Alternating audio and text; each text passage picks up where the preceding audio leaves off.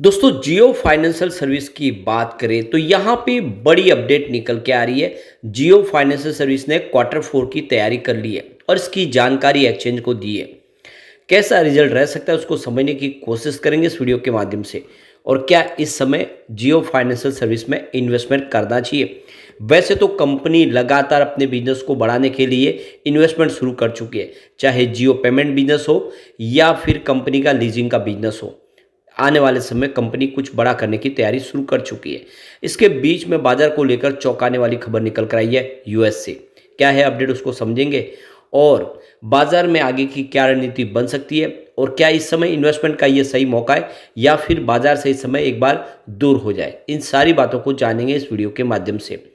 लेकिन फ्रेंड उससे पहले अगर आप पहली बार हमारे चैनल पे आए तो चैनल को सब्सक्राइब कर दीजिए, एक बेल आइकॉन दबा दीजिए ताकि जब भी नया वीडियो बने पहला नोटिफिकेशन आपको मिले। वीडियो पसंद आए तो लाइक शेयर जरूर कीजिए।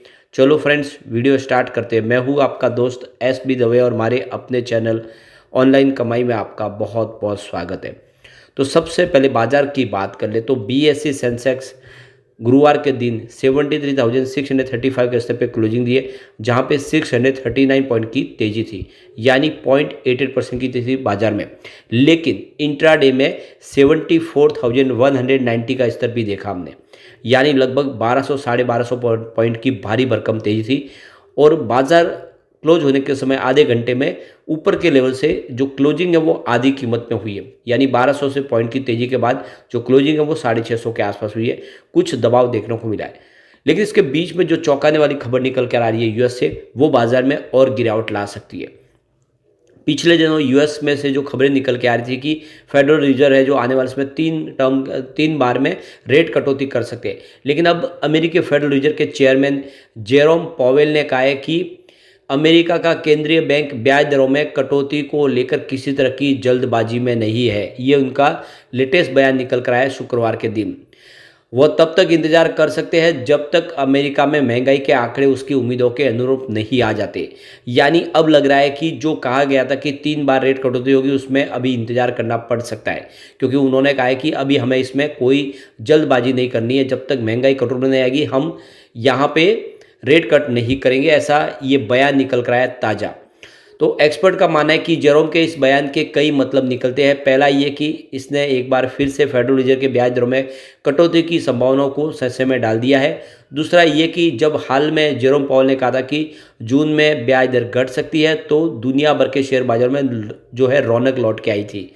तो क्या वह रौनक जल्दी ही समाप्त हो जाएगी और फिर से गिरावट का माहौल बनेगा।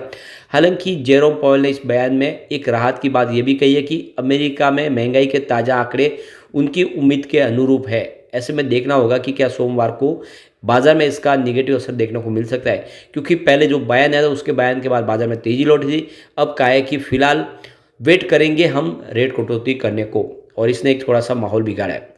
अब जियो फाइनेंशियल सर्विस की बात कर ले तो 353 पर क्लोजिंग थी गुरुवार के दिन, 0.91% की तेजी देखने को मिली। अब यहाँ पे इस स्टॉक ने काफ़ी अच्छा प्रदर्शन भी किया है। आप ये देख ही सकते हो कि डीमर्जर होने के बाद इसको अलग से लिस्ट किया गया रिलायंस से अलग करके, उसके बाद इसने काफ़ी अच्छा प्रदर्शन भी किया।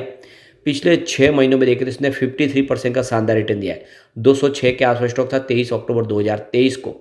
अब आप देखते हो कि यह 353 के आसपास है और काफ़ी शानदार प्रदर्शन किया है। ऊपर के लेवल से जरूर है कि इसमें करेक्शन भी आया है। अब यहाँ पे अगर हम पिछले 1 महीने की बात करें तो यहाँ पे 11.32% की तेज़ी बनी है, और आप देख सकते हो कि 317 के आसपास स्टॉक था 1 मार्च को। अगर हम बात करें 5 डेज़ की तो यहाँ पे लगभग 2.5% के आसपास की तेज़ी बनी है। ओवरऑल देखें तो इसका प्रदर्शन काफ़ी अच्छा रहा है। अब यहाँ पे देखें कि जो मार्केट एक्सपर्ट है वो इस समय देख सकते हो कि जियो फाइनेंशियल सर्विस को लेकर काफ़ी ज़्यादा बुलिश है। अब आप देख दो कि जो कोटक सिक्योरिटीज़ की तरफ से उनके जो वाइस प्रेसिडेंट है श्रीकांत चौहान, उनका कहना है कि आप लॉन्ग टर्म के लिए इस समय स्टॉक खरीदना चाहते हो तो कंपनी की क्वालिटी और बिजनेस प्रॉस्पेक्ट, स्टॉक की वैल्यूशन, स्टॉक के आउटलुक जैसे फैक्टर को ध्यान में रखकर आपको खरीदारी करनी चाहिए।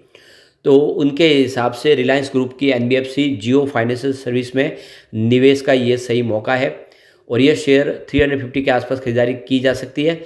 इस स्टॉक ने पिछले 6 महीनों में 50% का शानदार रिटर्न भी दिया है और यह आने वाले समय निफ्टी नेक्स्ट 50 इंडेक्स में शामिल होने की वजह से टेक्निकल फॉर्मेशन की बात करें तो पिछले 6 महीनों में ये higher top higher bottom structure को लगातार बना रहा है। इसका मतलब है कि एक रैली आती है, फिर ये ऊपर के स्तर पर करेक्शन आ जाता है, निचले स्तर पर फिर से बेहतर वॉल्यूम के साथ खरीदारी का ट्रेंड बनता है इसमें। अब शॉर्ट टर्म में इसमें तेज़ी की उम्मीद दिखाई दे रही है, लॉन्ग टर्म में भी काफ़ी ज़बरदस्त प्रदर्शन करने की इसकी उम्मीद है, यानी इसमें खरीदारी का मौका बनता है।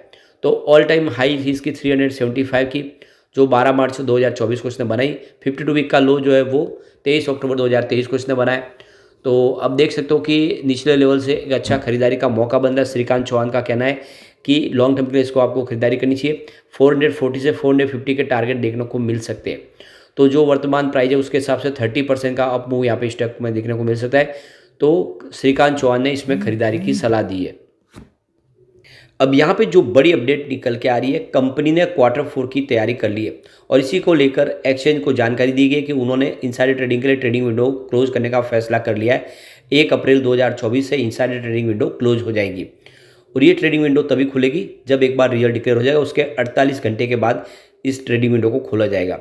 तो सेबी के रूल्स के तहत एक बार रिजल्ट डिक्लेयर हो जाता है, उसके बाद में यहाँ पे ट्रेडिंग विंडो 2 दिन के बाद खोली जाती है, उसके पहले इसको बंद किया जाता है। तो रिजल्ट की तैयारी हो चुकी है, कंपनी को पता है कि इसके अंदर क्या पॉजिटिव बातें रिजल्ट के अंदर, क्या नेगेटिव बातें, उसका वो मिसयूज न कर ले, इसीलिए सेबी ने रूल्स बनाए जिसके तहत ये ट्रेडिंग विंडो को क्लोज किया गया इनसाइडर ट्रेडिंग के लिए, जिसमें प्रमोटर अब यहाँ पे शेयर नहीं खरीद पाएंगे, बेच पाएंगे। इसके अलावा जो बोर्ड के मेंबर्स हैं उनके लिए भी ट्रेडिंग विंडो क्लोज है।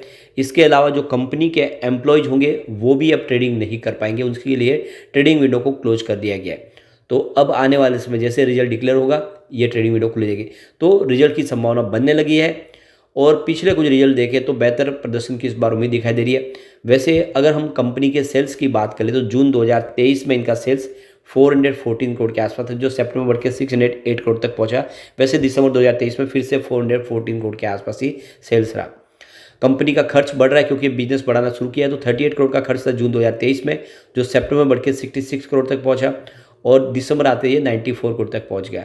तो अब कंपनी का खर्च बढ़ रहा है, यानी बिजनेस बढ़ता हुआ दिखाई दे रहा है। वैसे ऑपरेटिंग प्रॉफिट घटा है, 376 करोड़ का ऑपरेटिंग प्रॉफिट था जून में, सितंबर में ये 542 करोड़ तक पहुंचा, दिसंबर में 320 करोड़ के आसपास था। तो कुछ ऑपरेटिंग प्रॉफिट नीचे आया क्योंकि ये जो रिजल्ट उसके पहले बिजनेस अभी शुरू नहीं हुआ था, अब बिजनेस शुरू होने लगा है, इसका असर आने वाले समय देखने को मिलेगा। इस बार रिजल्ट बेहतर की उम्मीद कर सकते हैं। वैसे नेट प्रॉफिट जून 2023 में देख सकते हो कि 332 करोड़ के आसपास था, वो सितंबर बढ़ के 668 करोड़ तक पहुंच गया, काफ़ी अच्छा बढ़ा। लेकिन दिसंबर 2023 में 294 करोड़ का नेट प्रॉफिट था। अब देख सकते हो कि बेहतर प्रदर्शन की उम्मीद यहाँ पे दिख रही है, काफ़ी अच्छे रिजल्ट के आंकड़े इस बार आ सकते हैं। तो ये बहुत अच्छी बात है और ऐसे में निवेश करना चाहिए आपको लॉन्ग टर्म का नजरिया लेके जियो फाइनेंशियल सर्विस में, क्योंकि इसकी प्राइस अपनी पेयर कंपनियों की तुलना में काफ़ी कम है।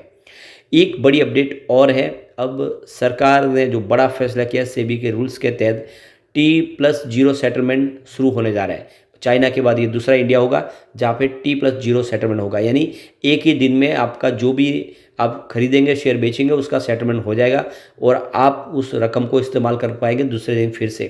तो फिलहाल T+2 सिस्टम लागू पूरे देशों कई दुनिया के देशों में, अब इंडिया T+0 सेटलमेंट पे जाने वाला, सेम डे में सेटलमेंट हो जाएगा और ये बहुत अच्छी बात हो जाएगी। लोगों को पैसे इस्तेमाल करने को मिल जाएंगे, वो फिर से अगले दिन अपनी ट्रेडिंग कर पाएंगे।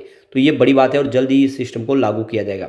लेकिन फ्रेंड, कोई भी इन्वेस्टमेंट करने से पहले अपने फाइनेंशियल एडवाइजर से बड़े ले लें या अपना खुद का रिसर्च करें, क्योंकि मैंने वीडियो आपके एजुकेशनल पर्पज़ के लिए ही बनाया। वीडियो पसंद आए तो लाइक से जरूर कीजिए और चैनल को सब्सक्राइब कर दीजिए। Thank you friend.